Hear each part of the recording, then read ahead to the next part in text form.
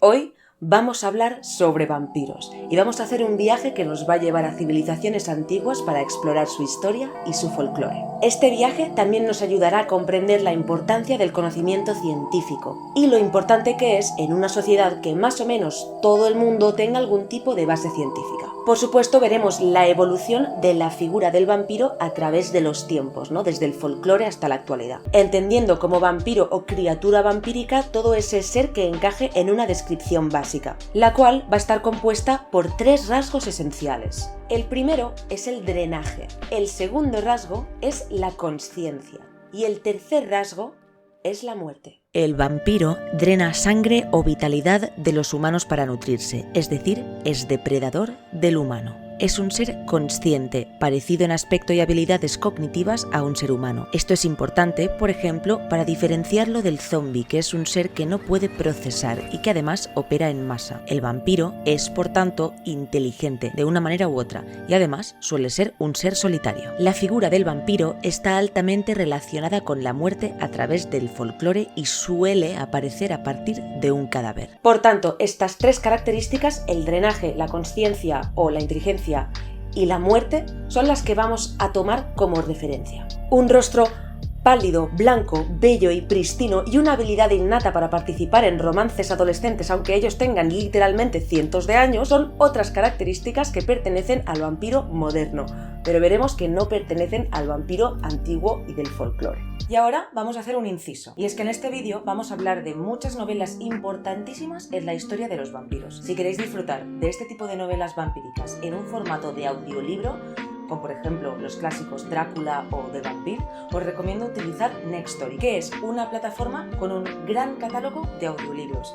Yo de hecho me estoy escuchando Frankenstein de Mary Shelley, del que hablaremos más tarde, mientras escribo mi tesis, y posiblemente después me ponga con Drácula o quizá con algo más moderno. Además, si clicáis en el link que os dejo abajo en la descripción, tendréis 45 días de prueba gratis de audiolibros. Así que no me diréis que no os traigo promociones chulas, ¿vale? De cosas relacionadas con el conocimiento, literatura y la lectura.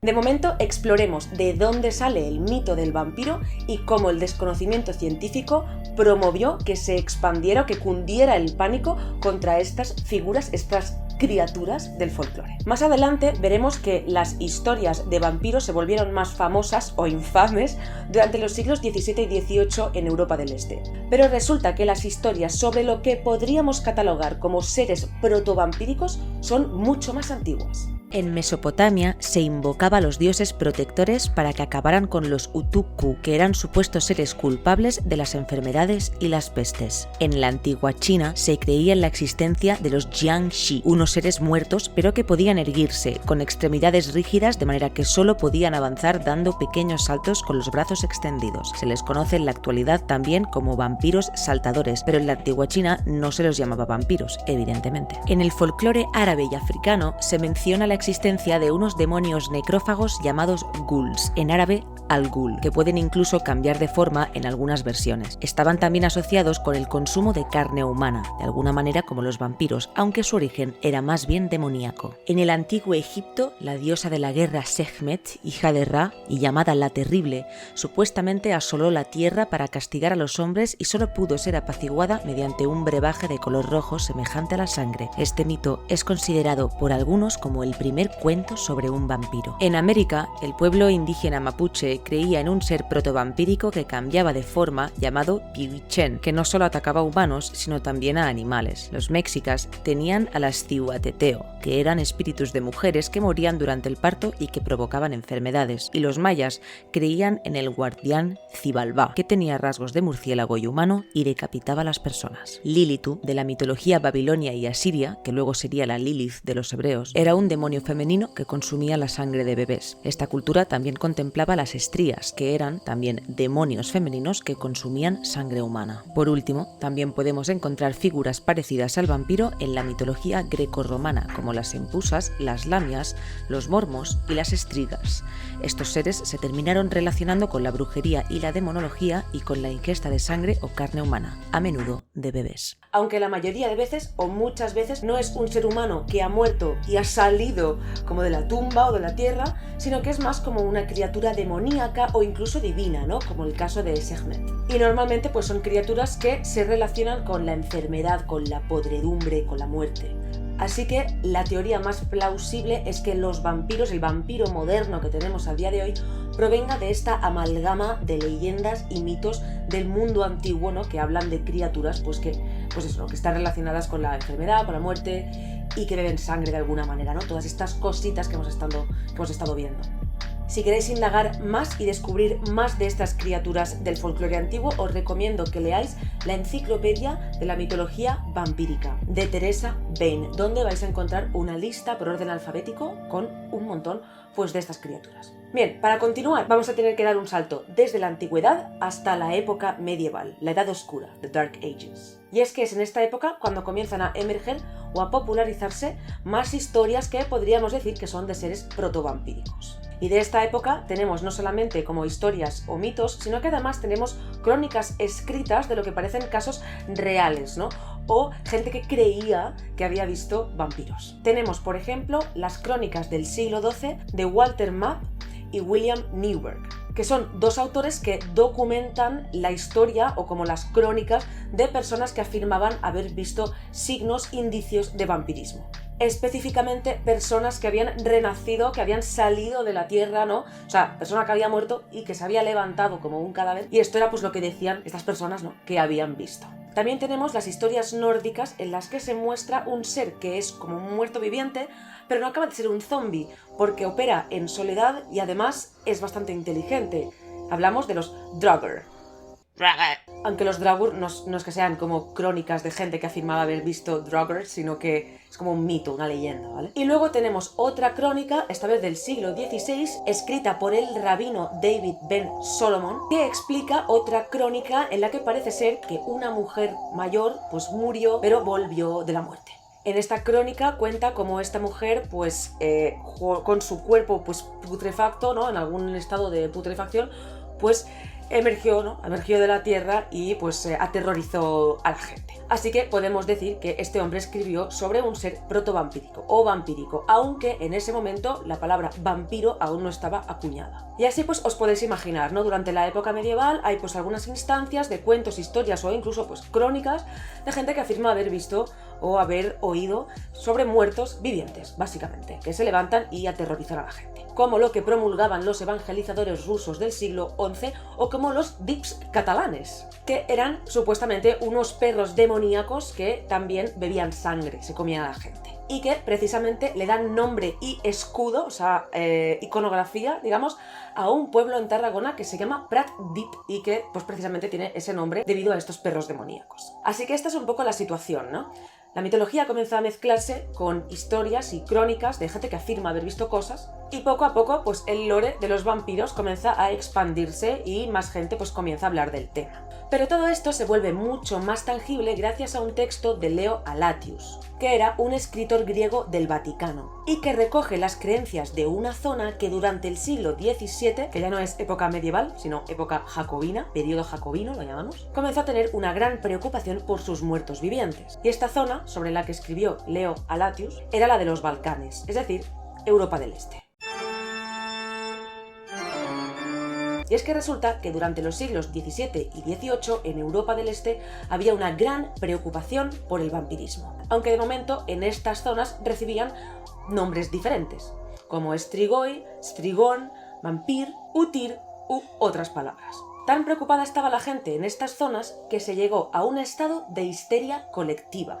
Una histeria que marcaría un antes y un después en la figura del vampiro. Estas historias que acabamos de ver comenzaron a expandirse un montón durante el siglo XVIII en Europa del Este, lugares como Hungría o Transilvania. Una de las instancias más tempranas que tenemos es una historia que ocurre en Istria, que es lo que ahora conocemos como Croacia, en 1672, ¿vale? Siglo XVII. Y es que había mucha gente en este lugar, durante esta época, que creía que un señor que había muerto, que se llamaba Jules Grando, había resurgido, otra historia parecida, ¿no? Había resurgido de la tierra y se dedicaba a aterrorizar y a beberse la sangre de la gente. Y se decía incluso que agredió sexualmente a su mujer, viuda, ¿no? Y esto es importante porque Jurgrando, este relato o esta crónica, es la primera instancia de vampirismo, pero personal, ¿no? O sea, que está dirigida hacia una persona en específico. Y de hecho, o sea, la gravedad del asunto es que esta histeria y esta creencia en la que este señor pues había resurgido y tal y pascual, pues promovió o hizo que la gente del pueblo, incluso el jefe del pueblo, la persona que estaba a cargo, se dedicaran a exhumar su cadáver y a atravesarlo con una estaca, para asegurarse de que el cadáver de este señor, Jurgrando, pues no se levantaba y aterrorizaba a la gente. Que sepáis también que más tarde se le descabezó, o sea, se descabezó un cadáver, ¿no? Por miedo a que se levantara. También que sepáis que sí, es una historia vampírica, es una historia sobre un vampiro, pero aún no se le conocía como vampiro, se le llamaba Strigón, ¿vale? O sea, que Jurgrando era, o ellos creían que era, pues un Strigón. Por Europa del Este se comenzó a propagar el miedo debido a que cada vez más personas aseguraban haber visto o oído cosas como un cadáver resurgiendo, algo masticando dentro de una tumba, cadáveres a los que les faltaban partes del cuerpo, muertos que estaban hinchados o que habían cambiado de color, etcétera, etcétera, etcétera. De hecho, había lugares en los que se colocaba tierra sobre la boca de los muertos para impedirles masticar si regresaban de la muerte, o sitios en los que se exhumaban tumbas para comprobar si algún vampiro había masticado el muerto o si el muerto se había convertido en vampiro. Y el tema comenzó a ser abordado por las autoridades, tanto de seguridad como las autoridades eclesiásticas, es decir, había persecuciones, exhumaciones y cadáveres a los que se perforaba con estacas de manera oficial.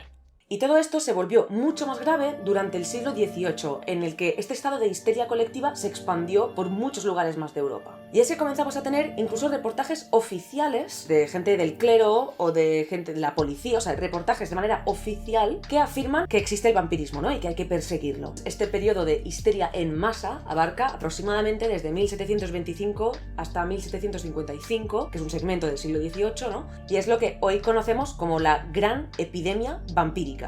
Y es de hecho en 1732 en que ya aparece la palabra vampire en inglés, aunque no se sabe muy bien de dónde procede. Alguna gente dice que viene del hebreo, otros como de Hungría, o bueno, no se sabe muy bien, pero aparece en inglés aproximadamente en el 1732, vampire, y hace referencia pues a todas estas criaturas, ¿no? Que provienen pues de este, en principio folclore al principio, y luego pues ya histeria de Europa del Este, y luego ya pues extendido pues al resto de Europa. Así que no son solamente las historias lo que se propaga, sino que ahora ya también aparece la palabra vampiro. Los orígenes de esta histeria, que son los orígenes de la popularización del mito o leyenda del vampiro, están estrechamente relacionados con el desconocimiento científico. Son una especie de conspiración.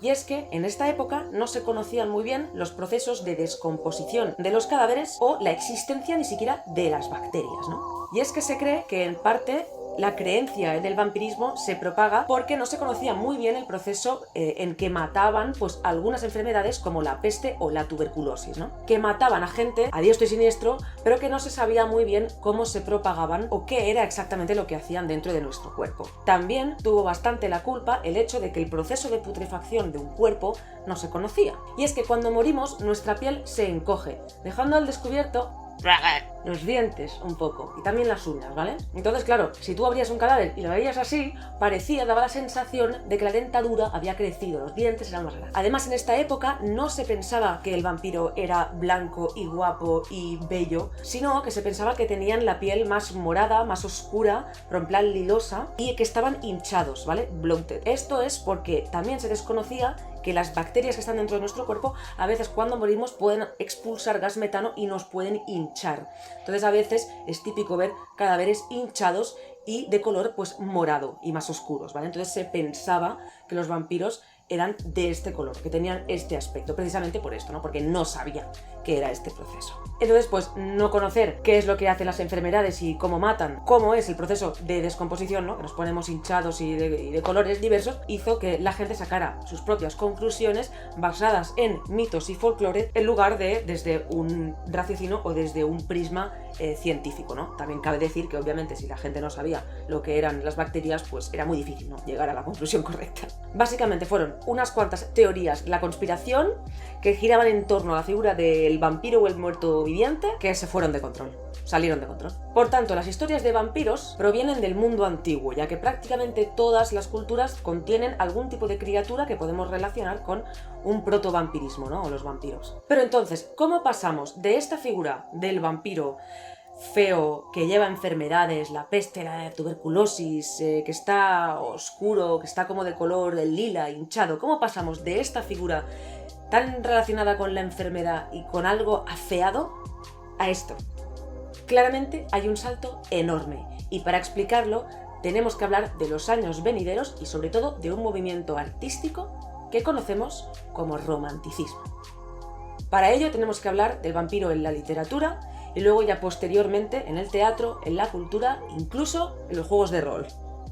Las historias vampíricas en la literatura comienzan precisamente a partir del siglo XVIII, durante la gran epidemia vampírica.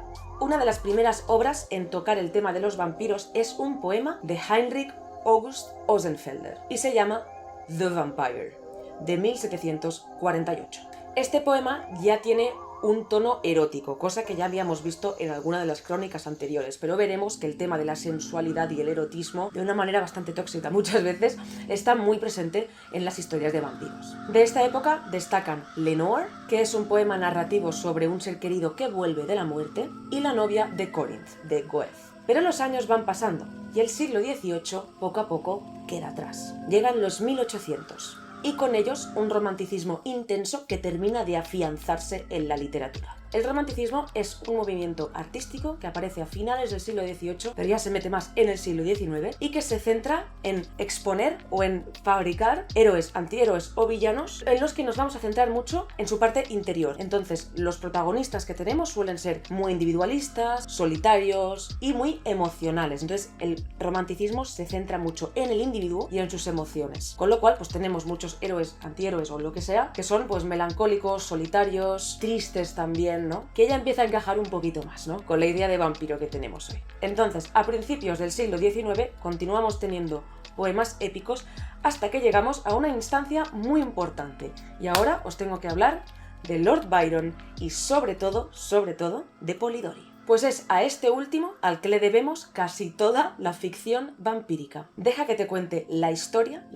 real, de cómo el temporal suizo provocó la aparición de dos de las obras más importantes del horror gótico: Frankenstein, el moderno Prometeo, y The Vampire, que es un poco la obra en la que se basó Drácula más adelante.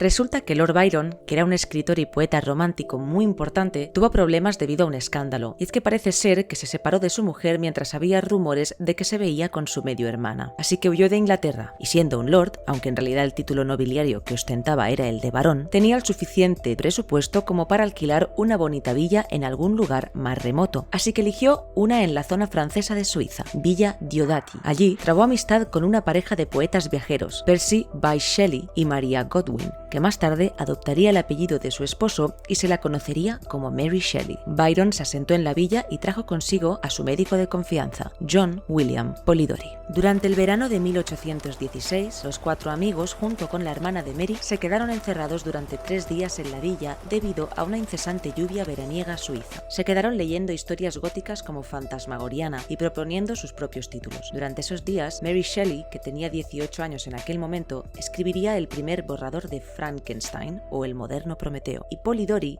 escribiría, inspirado por una historia de Byron sin terminar, The Vampire, que es la progenitora de las historias de vampiros románticas que conocemos. Hoy en día, si juntas a 4 amigos en una casa, igual te sacan un podcast, ¿sabes? Pero ellos te sacan Frankenstein y The Vampire, que es básicamente la progenitora de Drácula. Solo para que lo sepáis, esta Villa Diodati, está como a 1 hora de mi casa, porque yo vivo en Suiza, pues no lo sabíais, y es como la meca para algunas de las personas pues que les gusta mucho Lord Byron o los autores románticos en sí, y es pues una casa importante, que de hecho ha salido en un capítulo de Doctor Who que se llama The Haunting of Villa Diodati. Así que si alguna vez pasáis por Suiza, pues no os olvidéis de visitar Villa Diodati si sois fans de Mary Shelley o de Byron o de Polidori. Pero volvamos a los vampiros. The Vampire es la primera obra que recoge los elementos hasta ahora más o menos dispares del vampirismo y los unifica en un género propio. El vampiro de esta historia, Lord Ruthven, es un ser solitario y melancólico, pero muy carismático y un bon vivant. Y de hecho está inspirado en su amigo, ¿no? En Lord Byron, que ya sabemos que tuvo una vida bastante loca. La historia se desarrolla en varias partes, pero la mayor parte ocurre en Grecia. Y tuvo tanto éxito esta obra que la gente comenzó a copiarla. Durante los años venideros de este siglo XIX aparecerían otras obras que eran calcadas a The Vampire, que eran prácticamente pues otras versiones del mismo cuento o incluso secuelas sin autorización de Polidori, y muchas de ellas se llevarían al teatro. En las versiones de Charles Nodier y James Planchet, la historia ocurre en Escocia. El mismísimo Alexandre Dumas hizo también otra versión de The Vampire y la hizo comenzar en España. El compositor alemán Heinrich Meissner la situaría en una zona de la Europa del Este conocida como Wallachia. Por lo tanto, esta historia específica de The Vampire, se propaga ya por diversos lugares de Europa, no solamente en poesía o prosa, sino también en el teatro. Y antes de introducir la historia vampírica por excelencia y que conocemos todos, tenemos que hablar de algunas obras más del siglo XIX, como Varney, The Vampire, que es la primera instancia en la que tenemos un vampiro que entra por la ventana, o como Carmilla, en la que hay bastantes implicaciones eróticas o afectivas, de una manera, pues como siempre con el vampiro, predador-presa y todo eso, en la que la vampira Carmilla pues seduce a una mujer. Y si habéis visto alguna serie moderna como Castlevania, sabréis que Wallachia y Carmilla, pues todo esto son referencias que provienen pues de esta época, ¿no? Obviamente hay más ejemplos del siglo XIX y os los voy a dejar en la descripción, pero es que si no este vídeo, que yo pensaba que iban a ser de 10 minutos, pues se me va a ir a 1 hora y media y no puede ser. De momento llegamos a la obra que todo el mundo conoce y que define el vampiro moderno, que es una obra de 1897, o sea, finales ya del siglo XIX, que bebe mucho de The Vampire, pero que está escrita por otro señor que se llama Bram Stoker y que es Drácula. Drácula fue la historia definitiva ya, ¿no?, del vampiro y lo que popularizó el icono del vampiro, en realidad el icono de Drácula, porque prácticamente se usaban intercambiablemente. Drácula era muy famoso, ¿vale? Pues eso, lo popularizó hacia el siglo ya XX. Y es que lo tiene todo. El vampirismo como algo infeccioso, que se puede propagar, temas o undertones eróticos, sexuales, seducción, muerte y un personaje principal que más que un monstruo es prácticamente pues un ser humano, ¿no? Seductor o carismático, pero a la vez un depredador. Además, Bram Stoker añade un cazador de vampiros que es Abraham Van Helsing, que alimentaría pues muchas otras obras posteriores. La familia Van Helsing o el linaje Van Helsing aparece en un montón de obras, ¿no? En Castlevania, en la película Van Helsing directamente y en un montón de sitios más.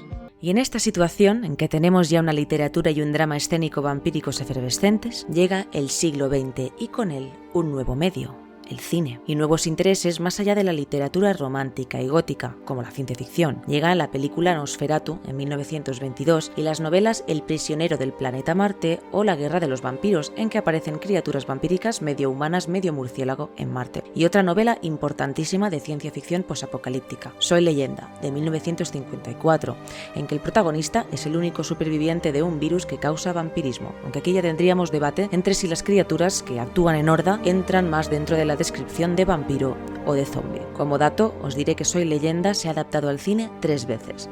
The Last Man on Earth con Vincent Price en 1964, The Omega Man con Charlton Heston en el 71 y Soy leyenda con Will Smith en el 2007. La presencia del vampiro no deja de popularizarse en la ficción y establecerse en todas partes ya con obras audiovisuales como Dark Shadows o incluso también con series de libros como Barnabas Collins o Crónicas vampíricas. No confundir con Crónicas vampíricas. Son diferentes. Uno es una serie de libros, el otro es una serie audiovisual mucho más tarde. De hecho, los libros, el primer tomo de los libros se llama Entrevista con el vampiro, que luego hay una película también que está muy chula con Brad Pitt, Tom Cruise y Anthony Banderas, que es pues precisamente sobre el primer tomo de las crónicas vampíricas antiguas, ¿no?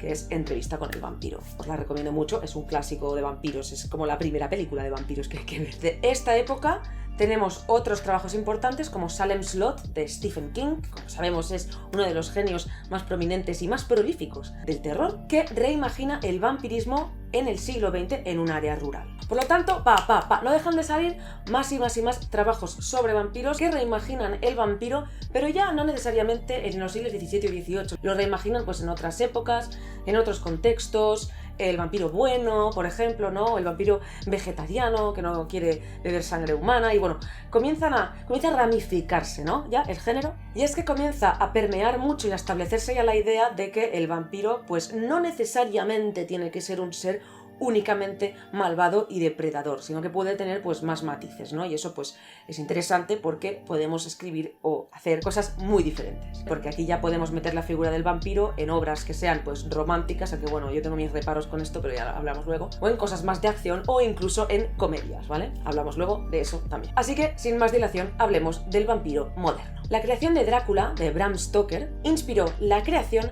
de unas cuantas películas. Os las voy a leer, algunas de ellas, porque hay más. Drácula de Melford, Drácula en Estambul, El retorno de Drácula, Batman Drácula, Billy el Niño versus Drácula, El conde Drácula, Jonathan, Vampiros Lesbos, Drácula contra Frankenstein, Drácula de Bram Stoker, El perro de Drácula, Conde Drácula, El último rito de Drácula, Drácula, Love at First Bite o Fraquia contra Drácula, obviamente. ¿Contra quién si no? Como ves, en esta época era más famoso Drácula que incluso los vampiros en general.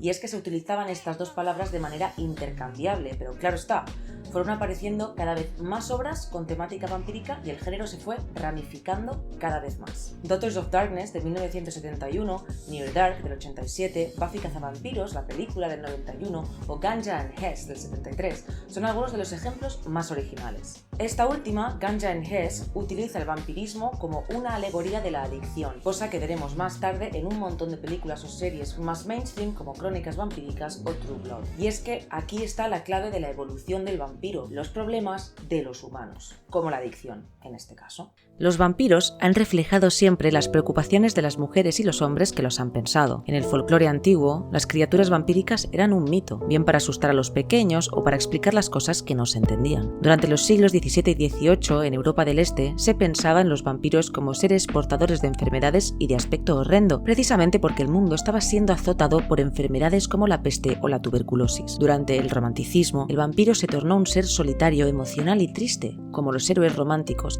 Y ahora los vampiros tienen 1000 caras, pero todas ellas reflejan intereses, miedos o deseos de la sociedad actual. Así que hablemos del vampiro del mainstream, o de los vampiros del mainstream, que pueden ser muchos y muy diferentes.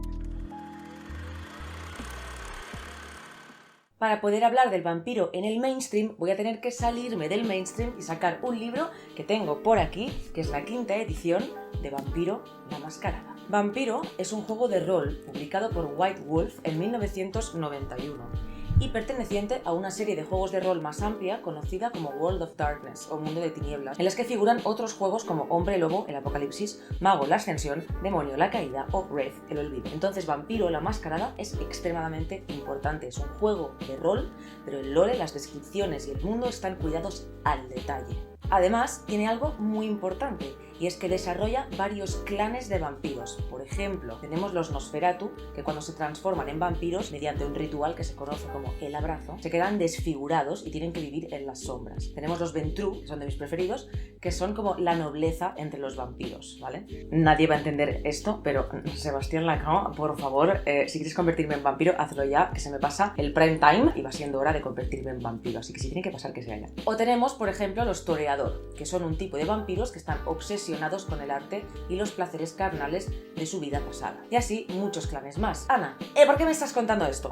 Pues 1, porque me gusta mucho y no necesito excusas, y 2, porque creo que marca un antes y un después en el mainstream de vampiros, porque sorpresa, una saga vampírica de películas muy famosa está basada en este juego de rol, pero como no tuvieron los derechos, no pudieron copiar nombres o todo el lore a la perfección. Y es que resulta que Underworld tiene un gran parecido con Vampiro la Mascarada, tanto que White Wolf, los que hicieron Vampiro, tomaron acciones legales contra la producción de Underworld. Las calles oscuras, las armas cuerpo a cuerpo, las pistolas, los colmillos, la sangre, una estructura vampírica jerárquica y sobre todo un mundo de tinieblas marcaron esa tendencia de películas como Underworld o, por supuesto, Blade. Que por cierto, parece ser que Guillermo del Toro no solo se inspiró en Vampiro la Mascarada para Blade 2, sino que contrató a directores artísticos de White Wolf, para que veáis la importancia de los juegos de rol. Entonces tenemos todas estas películas o juegos que forman una especie de universo vampírico tenebroso, pero moderno, más parecido a la sociedad actual, con armas de fuego, ordenadores, etc. Esto es un subgénero popular. Uno de los géneros como más populares, que se ha hecho más populares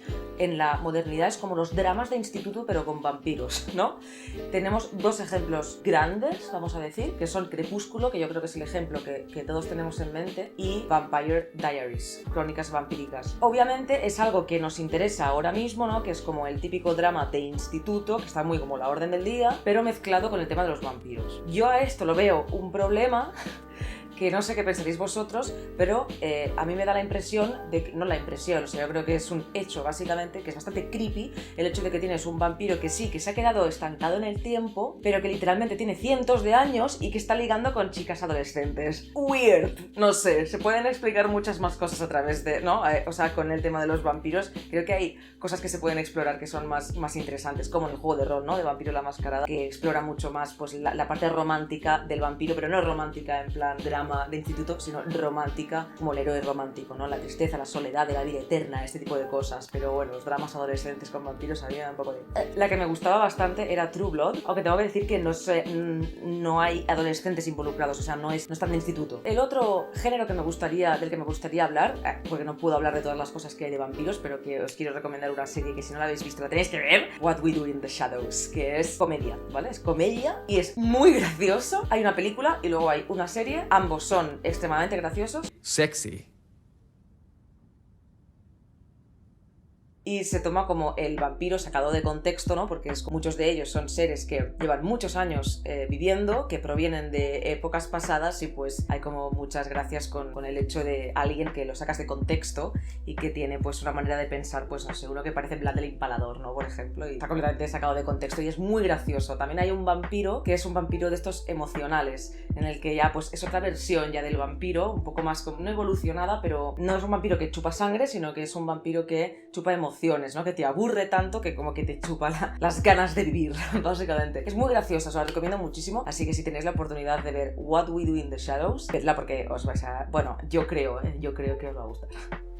Bien, obviamente no hemos hablado de todas las obras que hay ahí fuera sobre vampiros porque es que hay un montón. Y por supuesto os animo a explorarlas con la plataforma de audiolibros Next Story, cuyo link os recuerdo que os voy a dejar en la descripción para ver la prueba gratuita, esta de 45 días. Además os voy a dejar una lista más extensa de novelas, películas y series vampíricas también en la descripción. Lo que yo quería mostraros con este vídeo, que ha quedado larguito al final, es que el vampiro, por muy sobrenatural que parezca, es en realidad un reflejo de la sociedad actual y ha ido evolucionando acorde con nosotros. Pero aunque ahora el vampiro sea más moderno y venga con un rostro bonito o con armas de fuego o con un móvil, nos sigue fascinando precisamente por esa serie de cosas que no provienen de nuestro mundo actual, sino que clavan sus raíces en nuestros antepasados. Beber sangre, la vida eterna y la muerte son características que el vampiro ha arrastrado desde tiempos inmemoriales y, quién sabe, quizá resulte que estos seres se esconden tan bien en la oscuridad que siguen en la sombra desde entonces.